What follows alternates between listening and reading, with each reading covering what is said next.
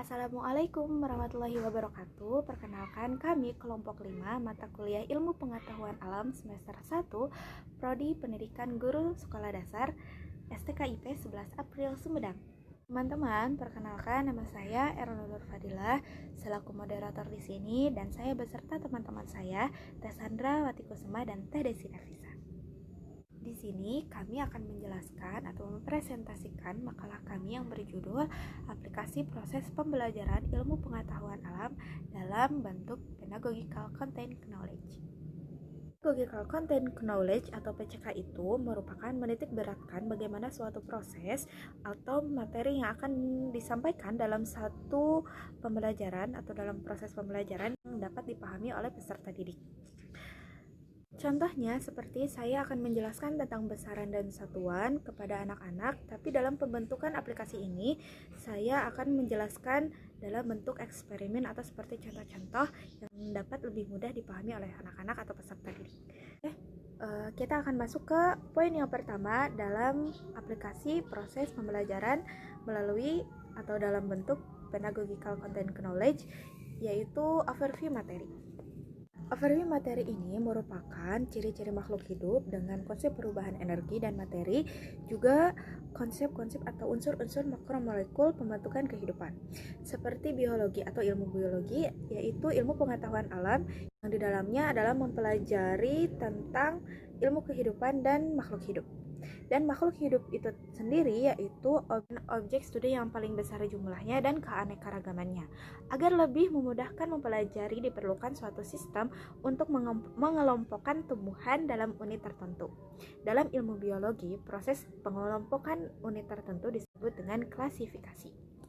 Dalam klasifikasi terdapat 3 sistem pengaplikasian. Yang pertama adalah sistem artificial untuk penyederhanaan objek studi. Yang kedua ada sistem alam, yaitu untuk mencerminkan apa yang dikehendaki oleh alam. Dan yang ketiga ada sistem filogenetik, yaitu untuk melihat jauh dekatnya hubungan atau kekerabatan antara golongan tumbuhan yang satu dengan yang lainnya. Nah, itu adalah sebagian penjelasan dari poin yang pertama, yaitu overview materi, yaitu mengenai biologi, mengenai makhluk hidup, dan juga sistem klasifikasi. Dan selanjutnya akan kita lanjutkan ke bagian 2, yaitu tentang model, kedekatan, metode, dan teknis pembelajaran. Untuk model, kita akan mempelajari tentang kontekstual, teaching and learning. Dan untuk pendekatan, kita akan menggunakan strategi yang menjadikan para peserta mengikuti atau masuk dalam peranan dalam kegiatan pembelajaran atau bisa disebut dengan student. Untuk strategi pembelajaran yang induktif. Dan untuk teknis itu tersendiri boleh melalui dengan bertanya, menghafal, atau bisa mencatat materi dengan peta konsep. Dan melalui media atau menggunakan media ada banyak hal yang bisa dipelajari melalui buku, cerita, atau dalam LKS juga, atau bisa melalui gambar-gambar, atau bisa juga melalui internet. Alhamdulillah di bagian pertama materi dan di poin 1 dan 2-nya alhamdulillah sudah terjelaskan atau sudah terpaparkan. Untuk materi selanjutnya akan dijelaskan oleh rekan saya, teman saya yang bernama Teh Cassandra dan Teh Desi Nafisa. Struktur jaringan tumbuhan. Jaringan tumbuhan dibagi menjadi 2, yaitu jaringan meristem. Berdasarkan asal pembentukannya, jaringan meristem dibagi menjadi 3, yaitu jaringan promistem, meristem primer, dan meristem sekunder. 2. Jaringan dewasa atau jaringan permanen. Jaringan permanen meliputi jaringan epidermis, jaringan parenkim, jaringan penyokong, jaringan pengangkut, serta jaringan gabus. Jaringan epidermis merupakan jaringan paling luar yang menutupi tubuh tumbuhan bagian luar. Jaringan ini biasanya tersusun atas lapis sel yang tersusun rapat. 2. Jaringan parenkim. Jaringan parenkim disebut juga jaringan dasar. 3. Jaringan penyokong dibedakan menjadi 2, yaitu jaringan kolenkim, dan jaringan sklerenkim. Jaringan pengangkut. Plum tersebut oleh parenkim plum. Xilem tersusun atas parenkim xilem. Jaringan gabus. Jaringan ini tersusun oleh sel-sel gabus yang bentuknya memanjang. Fungsi dari jaringan ini adalah sebagai pelindung sehingga letaknya berada di dalam permukaan. D. Fenomena gunung api. Indonesia merupakan daerah yang berada pada Pasifik Ring, sehingga memiliki jumlah gunung api yang banyak. Meskipun gunung api yang sering meletus dan menimbulkan bencana, namun tidak selamanya merugikan. Bagaimana Gunung Merapi saat berpengaruh dan memberikan dampak besar bagi lingkungannya. Gunung api menimbulkan bencana karena letusannya yang menyemburkan awan panas, menimbulkan gempa vulkanik, menyebabkan banjir lahar, tanah longsor, hujan pasir, dan hujan abu. 1. Lapisan bumi. Pernahkah melihat bawang merah? Ketika bawang merah dibelah, akan terlihat lapisan-lapisan jika bumi kita yang bulat ini kita belah. Ketika bumi kita dibelah, akan terlihat seperti bawang merah. Lapisan paling luar disebut litosfer. Litosfer adalah lapisan kerak bumi atau kulit bumi yang terdiri dari batuan yang keras dan tanah. Sedangkan tanah itu sendiri berasal dari batuan yang melapuk. B. Tanah endogen dari dalam bumi. Tenaga endogen merupakan tenaga yang berasal dari dalam bumi yang menyebabkan pergeseran lapisan bumi dan membuat permukaan bumi tidak rata. C. Vulkanisme. Kita tahu pada bumi terdapat magma, yaitu batuan pijar yang suhunya sangat tinggi. Magma ini memiliki tekanan yang luar biasa, sehingga permukaan litosfer yang tipis akan terangkat menjadi bukit atau gunung. D. Unsur. Unsur termasuk ke dalam jenis zat tunggal. Unsur adalah zat tunggal yang tidak dapat diuraikan lagi menjadi zat lain yang lebih sederhana dengan cara kimia biasa. Unsur ini merupakan salah satu jenis ciptaan Tuhan yang Maha Esa yang sifatnya makro. E. Senyawa.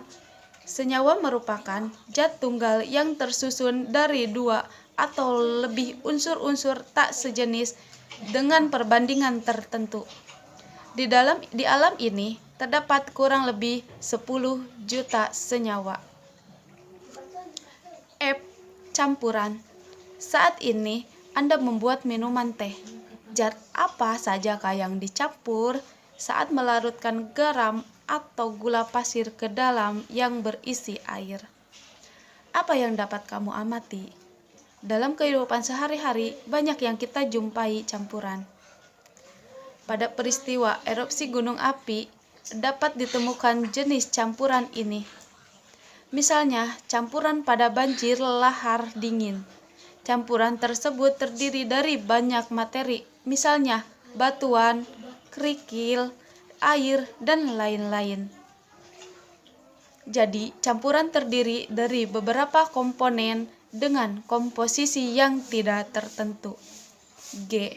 Hasil letusan gunung api. Apabila gunung berapi meletus, magma yang terkandung di dalam kamar magma di bawah gunung Merapi meletus keluar sebagai lahar atau lava yang suhunya sangat tinggi. Magma ini memiliki tekanan yang luar biasa, sehingga permukaan litosfer yang tipis akan terangkat menjadi bukit atau gunung. D. Unsur. Unsur termasuk ke dalam jenis zat tunggal. Unsur adalah zat tunggal yang tidak dapat diuraikan lagi menjadi zat lain yang lebih sederhana dengan cara kimia biasa. Unsur ini merupakan salah satu jenis ciptaan Tuhan yang Maha Esa yang sifatnya makro.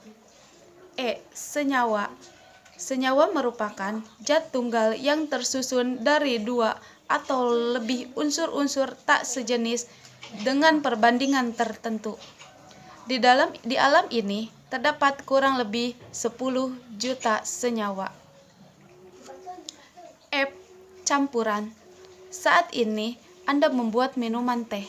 Zat apa sajakah yang dicampur saat melarutkan garam atau gula pasir ke dalam yang berisi air? Apa yang dapat kamu amati? Dalam kehidupan sehari-hari, banyak yang kita jumpai campuran. Pada peristiwa erupsi gunung api, dapat ditemukan jenis campuran ini. Misalnya, campuran pada banjir lahar dingin.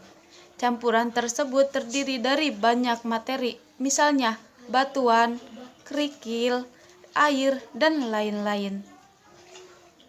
Assalamualaikum warahmatullahi wabarakatuh.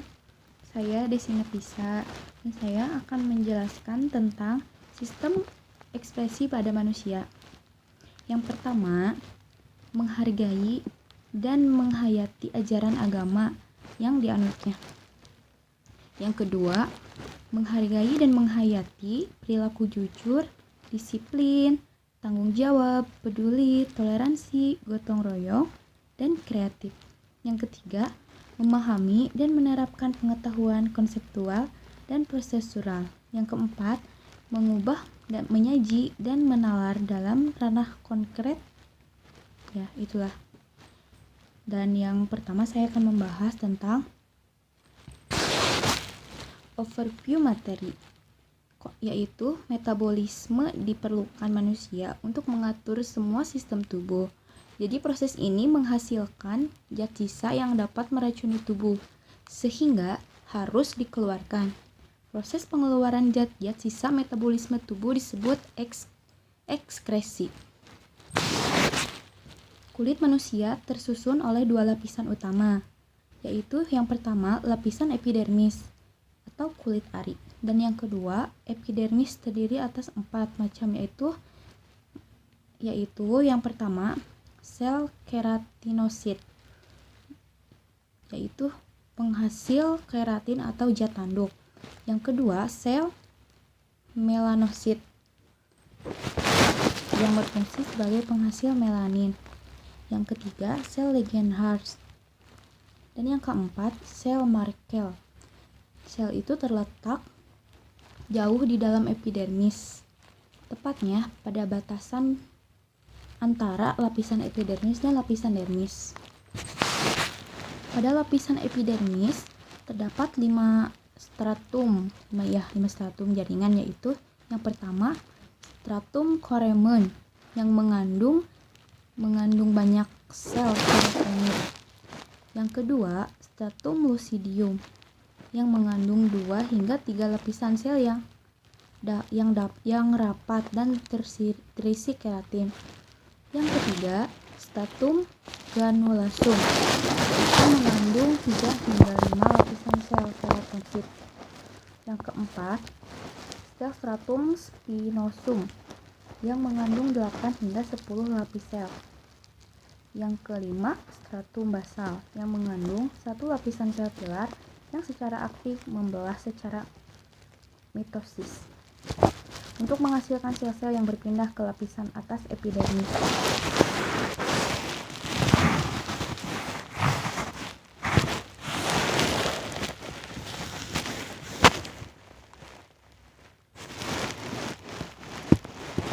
Yang kedua, saya akan membahas tentang pendekatan, strategi, model, dan teknis pembelajaran.